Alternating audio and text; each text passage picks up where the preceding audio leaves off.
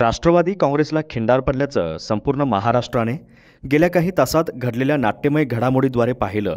यात राष्ट्रवादी 25 वर्षे झाली तरीही का एक हाती सत्ता घेऊ शकली नाही असा सवाल काही दिवसांपूर्वी कार्यकर्त्यांना विचारत त्यांना खडसावणारे अजित पवार यांनीच बंडाचं नेतृत्व करत कमळ हातात घेतला आहे. त्यामुळे शिवसेनेप्रमाणे राष्ट्रवादी काँग्रेसलाही खिंडार पडल्याचं सिद्ध झालं आहे. या दरम्यान राष्ट्रवादीचे सर्वेसर्वा शरद पवार यांनी आम्ही खंबीर असल्याची प्रतिक्रिया देत अशा घटना आपल्यासाठी नव्या नसल्याचं म्हटलं आहे. तसेच आम्ही जनतेच्या न्यायालयात दाद मागणार असल्याचंही त्यांनी म्हटलं आहे.